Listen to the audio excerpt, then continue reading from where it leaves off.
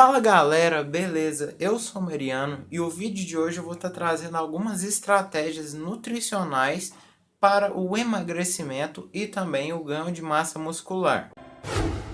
É bom sanar também que essas que eu vou citar não vão fazer nenhum milagre. Isso é a ponta da pirâmide. A base já tem que estar consolidada se você quer perder gordura ou ganhar massa.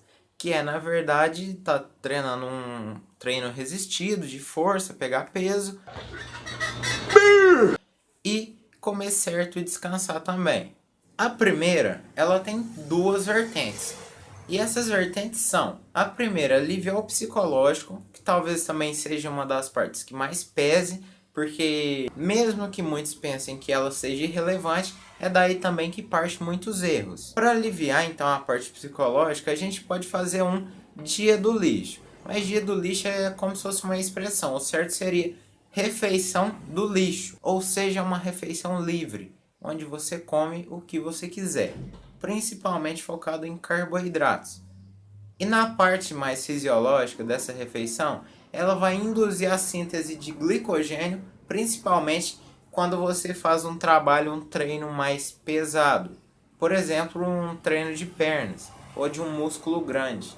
Então, nesses dias, como você come mais, o dia do lixo cabe certo aí. Também tô cagado de fome. Mas muitos também confundem dia do lixo com o refeed. E o refeed também é outra técnica dietética para cutting. Quando você está comendo pouco, reduz as suas calorias e o seu corpo não está mais tendo o mesmo desempenho de antes. E aí o que você faz? Coloca um dia de alto carboidrato para fazer a síntese do glicogênio novamente. Glicogênio é uma reserva de energia que fica no seu músculo para ser usada ali na hora.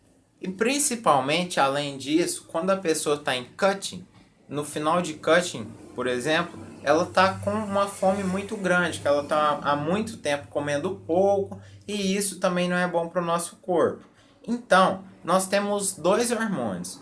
O hormônio da grelina, que vai te dar mais fome quando você tiver, por exemplo, com os nutrientes acabando no seu corpo vai emitir um alerta ali de grelina para você comer mais.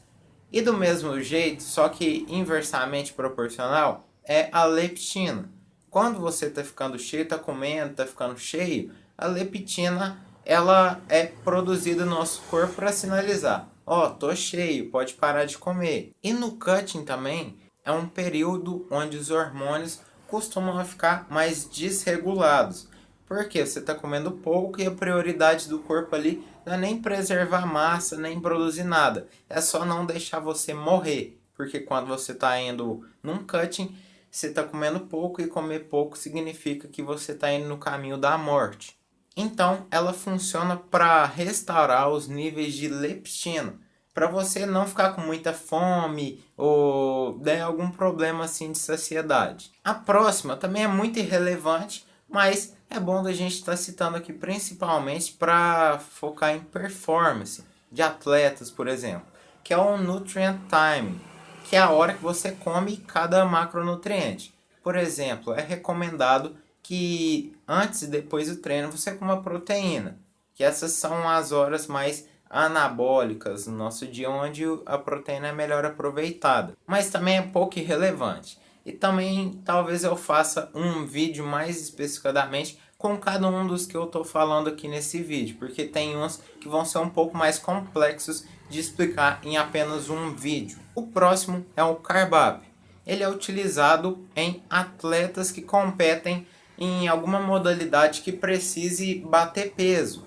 Por exemplo, fisiculturismo, UFC. O atleta, ele está comendo pouco carboidrato, porque quando a gente come pouco carboidrato, as moléculas de água na nossa célula tendem a sair. Porque o carboidrato, ele junta moléculas de água ali na sua célula. Então, quando você come carboidrato, é bem provável que no dia seguinte você esteja mais pesado. Não por ter ganhado gordura necessariamente, mas por ter ganhado água. Porque a água, ela tende a ficar junto com o carboidrato. Então, o atleta ali está comendo pouco em alguma preparação que seja para o UFC. Então ele está desidratando ali. Só que se ele chegar na luta daquele jeito ali, desidratado, ele não vai ter performance. E para ele performar depois da pesagem, ele tende a comer muito carboidrato para reestocar o glicogênio e a água muscular, para ele ter uma performance maior. Então o carb up é geralmente aqueles últimos dias ali da preparação de um atleta, onde ele enche o músculo para ter uma melhor performance. Próximo é o carb cycling, ciclo de carboidratos.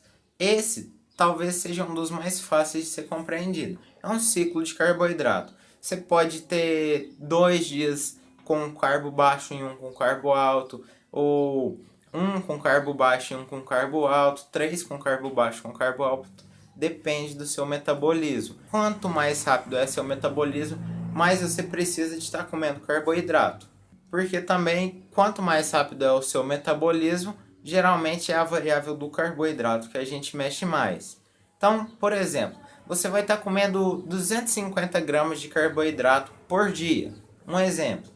Então, se você vai fazer um dia de high carb, comer muito, e o outro de low carb, que é comer pouco carboidrato, você pode dividir assim, ou então você pode até fazer um zero carbo nos dias de baixo carbo.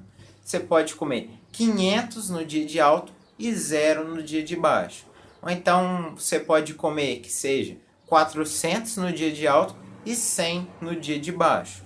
Ele também vai ajudar a controlar alguns níveis de leptina e grelina, que são os hormônios da saciedade, e também vai ajudar a controlar um pouco da insulina. E além da insulina, também pode agir nos hormônios tireoidianos, controlando assim também o metabolismo. Quando você está comendo pouco, é mais provável que você utilize essa técnica, porque o seu metabolismo tende a cair, e aí com essa técnica você consegue sustentar o metabolismo. O jejum também é uma estratégia dietética. Ele por si só, eu faço jejum, mas depois come o resto do dia o quanto que quer. Também não é assim. O jejum, ele serve como uma ferramenta dietética, onde você come pouco pela manhã, e se você come pouco pela manhã, é bem provável que o seu saldo calórico do dia seja menor também. Porque como você não comeu na manhã, você tem que descontar. E às vezes você não dá conta de descontar. Então você acaba que come menos e emagrece por causa disso. Mas o jejum em si também não vai fazer muita diferença quando se trata da perda de gordura. Mas o jejum aumenta os níveis de GH no corpo e alguns hormônios que vão fazer você perder gordura. São hormônios praticamente irrelevantes, uma quantidade que ele muda. E o que importa no final do dia é a quantidade que você comeu. Mesmo fazendo jejum, se você tiver em superávit calórico, comida a mais que você gasta, você vai ganhar gordura. E se você tiver comido menos, você vai perder gordura. E também não precisa então ficar ligando. Se eu mascar um chiclete Trident, eu vou acabar com o meu jejum? Eu vou tirar o meu período de jejum? Sei lá, um chiclete que tem 10 calorias, mesmo que tire o seu jejum, ele não vai fazer praticamente diferença nenhuma, porque o jejum também não faz tanta diferença. Ele é só uma estratégia para você comer menos. E sei lá, beber café, que vai ter quase nada de calorias, não vai fazer você aumentar a sua quantidade calórica. E por último, e o mais complexo, eu também vou fazer um vídeo só sobre ele, porque ele é bem complexo, é o Carb Tempering, que é a hora que você come os carboidratos no seu dia. E ele varia da seguinte maneira: você tem que chegar na última refeição com 0 de carboidrato, e a primeira refeição do dia também tem que ser com 0 de carboidrato. Então, vamos supor que você vai fazer 5 refeições no dia.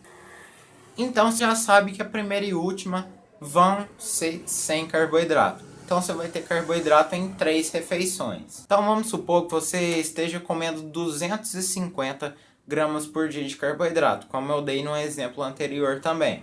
Então você vai fracionar da seguinte maneira: a sua refeição mediana tem que ser o pico de carboidrato, o horário que você mais come.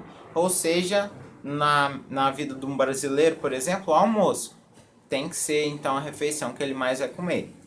Então, se ele vai comer 5 refeições, vamos supor, café da manhã e a janta ele não vai ter a quantidade de não vai ter uma quantidade de carboidrato, ele vai zerar o carboidrato. Então, vamos supor que ele vai fazer, sei lá, um café da tarde, um lanche da manhã e o almoço. No lanche da manhã ele vai comer 70 de carboidrato. No almoço ele vai comer 120 e no café da tarde ele vai comer 60. 70 mais 120, 190. 190 mais 60, 250 de carboidrato. Então ele vai fracionar dessa seguinte maneira. Mas isso, como eu falei, só vai ter seu efeito quando você já faz a base da pirâmide. Isso é o topo do topo, só para quem tem tempo, para quem está disposto a fazer isso, porque também o resultado não vai ser tão significativo. A não ser que seja um atleta de ponta e busque performance. Aí também é outro assunto. Mas esse foi o vídeo de hoje. Se você gostou, peço que você se inscreva aí embaixo e deixe o seu like, porque isso me motiva demais a trazer conteúdos, como eu já estou trazendo todas as quartas, vídeos informativos. Eu também agradeço por você ter assistido até o final e é nóis!